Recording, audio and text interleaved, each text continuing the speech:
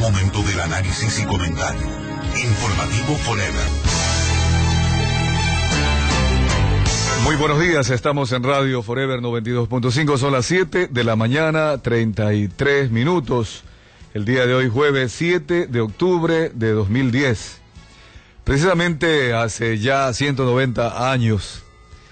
Esta semana, desde el 1 de octubre hasta el día 8 de octubre, imaginémonos Guayaquil colonial, con las conversaciones que sostenían en sus hogares los guayaquileños de aquel entonces, hijos de conquistadores españoles que habían nacido en esta hermosa tierra y por su temperamento, por su iniciativa, estaban inquietos, deseosos de que esta ciudad de Guayaquil, en ese entonces conocida como provincia de Guayaquil y capital aquí, nuestra querida ciudad, estaban conversando cómo hacer para obtener la libertad, cómo hacer para superar esa colonia o el colonialismo al que había sido sometido durante ya 4 siglos por parte de España.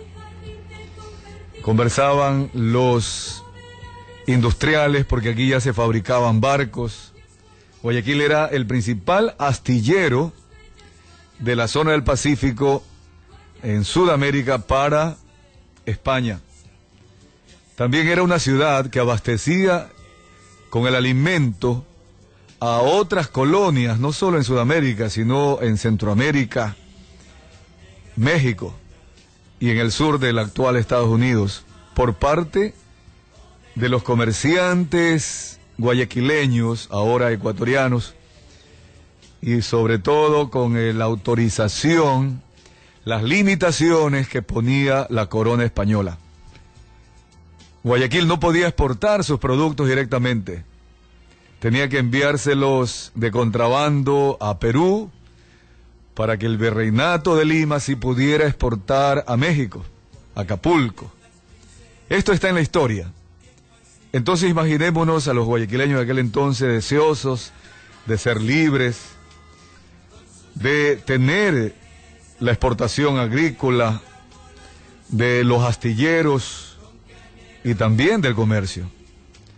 Es obvio, y dice la historia, que España se preocupó mucho y ante el espíritu autodeterminante, es decir, la autonomía que buscaban los guayaquileños de aquel entonces, ordenaron un mayor control, ordenaron algunas restricciones en la libertad de los criollos, de los descendientes de españoles que querían ser autónomos.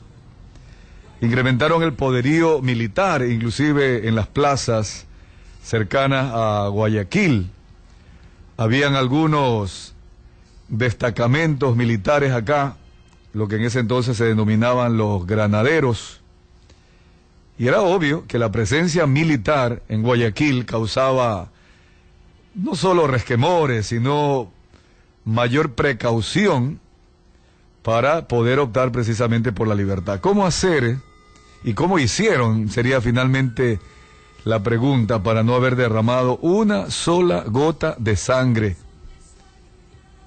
cuando había precisamente esa presencia militar de los granaderos bajo la corona española, que precisamente pretendía impedir que hubiera ni siquiera la idea de la libertad para Guayaquil y para la presidencia de Quito, porque una de las virtudes que tuvo esta gesta libertaria del 9 de octubre de 1820, que este sábado estaremos celebrando sus 190 años, la primera ciudad del actual Ecuador libre, pensó inmediatamente en ayudar a que el resto de provincias, que eran 2, la provincia de Quito y la provincia de Cuenca, también obtuvieran la libertad. Ese espíritu de autodeterminación fue el incentivo para reclamar precisamente la libertad.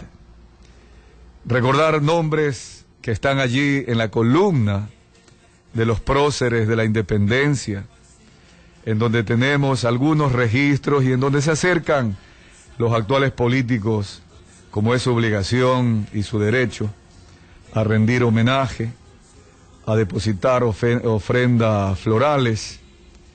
Pero allí está la proclama que fue redactada por nuestro prócer José Joaquín de Olmedo, y una de las primeras intenciones precisamente fue liberarnos, poder negociar con cualquier país, el comercio, los contratos comerciales, como se podría llamar ahora, o los tratados comerciales.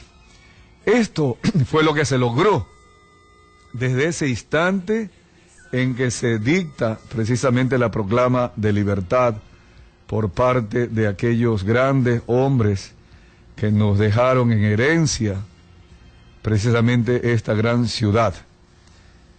Nombres como José Joaquín de Olmedo, José de Antipara, José de Villamil, León de Febres Cordero, Rafael Jimena, Lorenzo de Garaycoa, Vicente Ramón Roca, Francisco de Paula Lavallen, Luis Urdaneta, Miguel Letamendi.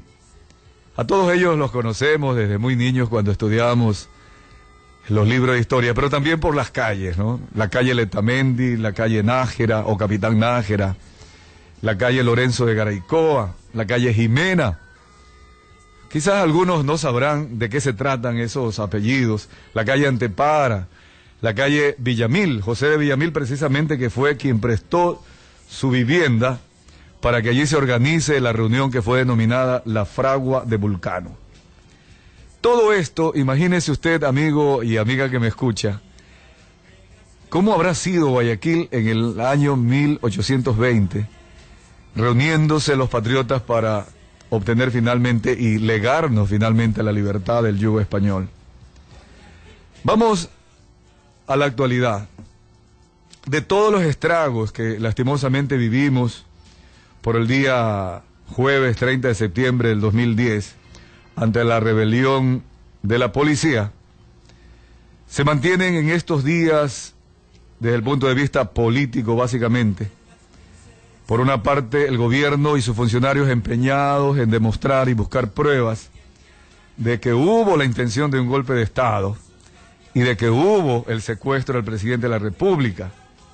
Inclusive ayer recibieron el apoyo ya internacional de José Miguel Insulza, secretario general de la OEA, quien desde mi punto de vista personal se anticipó demasiado, y es obvio, pues tiene que mantener su versión de que hubo golpe de Estado, a pesar de que ayer ya, en esa rueda de prensa que dio allá en Nueva York, aceptaba que había un problema económico en el asunto de los policías, rebelión policial, pero finalmente él se ratificaba en que había allí la intentona del golpe de Estado. En todo caso, José Miguel Insulza sabrá cómo actuar como secretario general de la OEA, pero sí recordamos lo que en algún momento Hugo Chávez y también el canciller Ricardo Patiño, Hugo Chávez en el problema que tuvo allá internamente en Venezuela, la relación con Colombia, y el canciller Ricardo Patiño por el tema de Colombia también, con el asunto de Angostura. Ambos coincidieron en decir como que el puesto de secretario general para José Miguel Insulza era demasiado grande, que no había cubierto las expectativas, e inclusive Chávez habló de que no era Insulza sino Insulso. Pero en todo caso no nos compete tratar ese tema. Pero mire usted cómo existen versiones, existen puntos de vista de alguien, y que en todo caso a veces con la precipitación del caso no les queda más que seguir ratificando.